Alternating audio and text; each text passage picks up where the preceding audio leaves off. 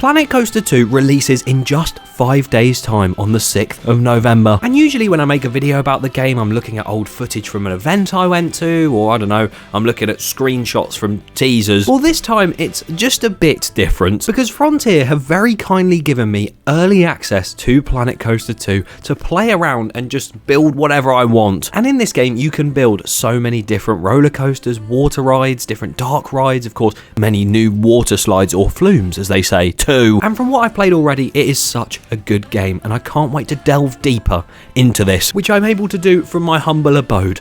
Incredible. So join me today as we take a look at the brand new features, including those new rides that come in the pre-order, check out some of the new things that we've been waiting to see, and see if there's anything missing that we still want in the game in future. We are just going to have fun with this though, so if you're expecting a very serious build video, you ain't getting that today. But what you can expect is a live stream at 7 PM tonight, if you're watching this on the 1st of November, yes, tonight, where I'll be playing Planet Coaster 2 live, answering any of your questions, and if you want to see something in the game that you're not too sure on whether it's in there or not, I can show you that live. It's going to be such a fun live stream, so make sure you subscribe so you don't miss that, and also subscribe if you enjoyed this video, because there's going to be a ton more content to come, including... Stay tuned. Either way, we are here on the main menu. If you haven't noticed already, I am sat down. So that tells you it's going to be a serious playthrough, guys, despite the fact I just said it's not going to be very serious. Okay. But we're here on the main menu of Planet Coaster 2, and it looks way smoother and way more colourful than the original game ever did. We've got career mode, sandbox, franchise, and of course continue, which I've already made a park called Testing Grounds, which is where we're just going to be testing on the ground. My parks as well, workshop, which you have here. You can make a profile in general. What's my avatar looking like? Do I look like that? I mean, to be fair, it's not got ginger hair, so I think that's a good start. And yeah, awesome. Sorry, I am very excited to get into this game. If we click continue and go into that sandbox park, if you want to see the franchise mode and the sort of challenges and stuff, I'll definitely be doing that over the course of the next few months. But my main love about this game is the sandbox mode, because I can build to my heart's content. And we are in a park now. Something noticeable to sort of see is the fact that the buses are now the park entrances. And I think you can actually, if I go into scenery, I think you can...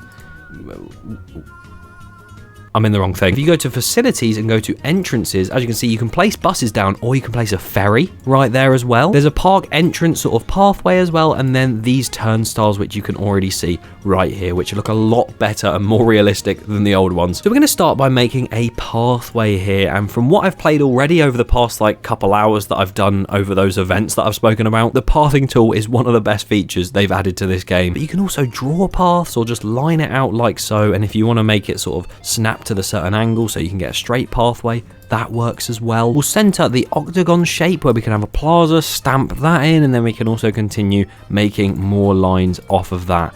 Let me turn the angle snap off because that's quite annoying. But yeah, so much better than the original pathing tool. And like I said, they do still have the classic paths in here, which I don't think anyone is going to use, but it's there if you need it. But either way, what should we experiment with first? There's so many different things. We could go straight to the coasters, tracked rides, flumes, pools. I think because it's a new thing, and it's pretty much the whole point of this game, we should probably start with the pool, shouldn't we? So I think the best method for making a pool is the draw tool. So if we just sort of, you know, make this a round shape. This is the weirdest shaped pool I think I've ever seen. Why does it just look like a weird egg?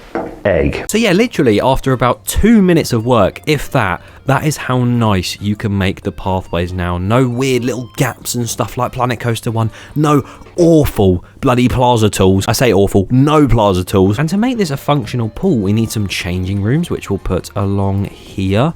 We're going to need a lot because there seems to be big crowds trying to get into my park. Here is a look at the new lifeguard thing, which you can see it sort of covers a certain amount of area. That's quite cool. And he's already using his binoculars despite the fact there is not someone even a meter away from him yet. I think now is the perfect time for some flumes. What we'll do is we'll build a body flume first. We can sort of place the platform a little bit high up like so. And I do really like how you can make these platforms as big as you want, and it just sort of clicks into place. I like that. And then we can start the flume. So we can have an open flume start. We can have one with like the barrier thing that you just 2 enclosed flume starts, and of course that vertical start as well. We will go down from that drop and sort of bank it around. This is very similar to making a coaster, which I kind of like the fact it's that simple. So if we take it around here, should we send it into a vertical loop, yeah?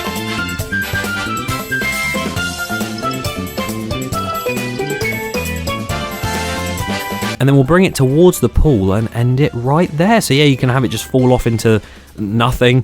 What the hell have I done there? That's a run out lane if you want to keep it on the ground. And then of course you can do the bowls as well. I think they definitely have to have enough speed going into them. And they also don't need to go straight into grass. But we'll just end it like so. And as you can see, that is already a slide built. And if we give it a little test quickly, we should go into here. There we go. We're getting sprayed with water. I don't think the physics are too bad on this body flume. It goes round. Okay, that bit we should have probably flung out. But that seems pretty decent. I'm going to place the entrance right at the back, right there. I do like this staircase. I wish we could do that with the pathways themselves, though. The sort of water slide and path mechanics are 2 of my favourite things in this game so far. Those are also 2 of the only things I've tried out so far. And then we can check out the raft flume. Here it goes. It's going up the half pipe. And as you can see, we saw a lot... What just happened? It seems like everyone's having a whale of a time in there. How about we actually check out some rides, shall we? First of all, we'll look through the flat rides and see if there's anything new. I think that one's already new.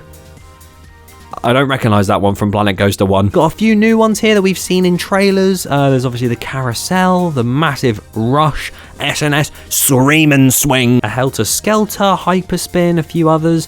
What else have we got? A lot of the old ones from the previous game. This one excites me. I like the look of this one. When I build my custom park, I'm having one of these in there. Literally, all it does is go all the way up like a drop tower and just comes crashing back down, but then just decides to splash everyone within a 4-mile radius. You got the magic carpet ride there. They finally got one of them in the game. That's new as well. Never seen that. You still can't customize. Hang on, I'm actually going to double check this. By the looks of it, you still can't customize the height of drop towers. That is extremely sad considering you could do that in Roller Coaster Tycoon. That one also looks new. Sun Flare, that's amazing. I love that. The Zamperla Nebulas. The Cube as well, that's the new pre-ordered ride that you get if you pre-order the game, funnily enough. More drop towers, the pirate ship, and of course, the flying planes or Wild Blue. Quite a good few additions there. I'm quite happy with the flat ride selection. Next up, we're going to go to the tracked rides because I'm interested to see if we have access, because the Cube is there.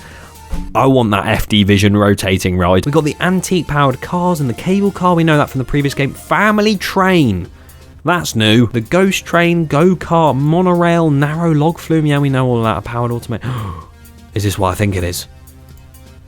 It's the FD Vision powered rotating ride. There has been so many questions about this dark ride that I just have to try and build one. So what we're going to do is we're going to build it close to the entrance so I can actually get a good look of whether or not it works properly. And we are going to build just a simple layout round. So I'm assuming you can control that yeah, so it's like the multi-dimension coasters where you can move the arrows to sort of angle it in different directions.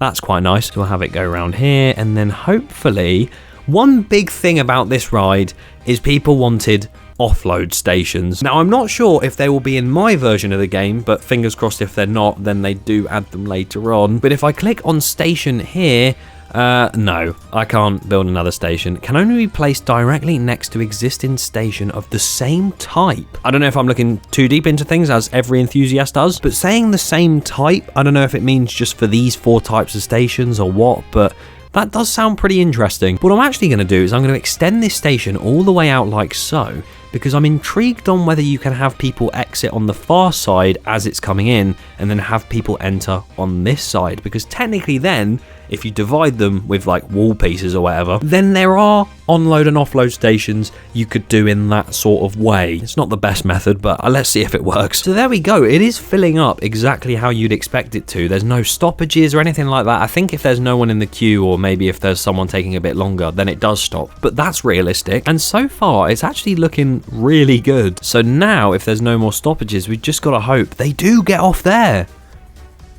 Oh, and then we stopped. But it looks like guests do get off right at the back of the station if needs be, and then they can get on right at the front, which is exactly what's happening here. So technically, you can do onload and offload platforms if you divide a wall here, but obviously it would be nice to see separate stations for onload and offload, because sometimes they don't just have them conjoined together.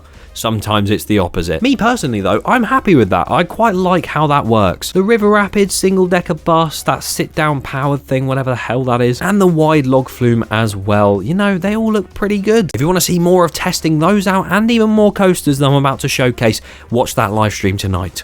Do it. But I think we need to go on to the coasters. So I'm here on the coaster builder list, and I'm going to go through the whole list just to sort of make sure that I'm not missing anything. But we have a look at the antique water coaster that exists. There's only one in the world in real life, but oh well. We have the pneumatic launch coaster in here as well. Mine Train Momentum, is that just the impulse coaster? Yep. Multiverse coasters, as you can see here.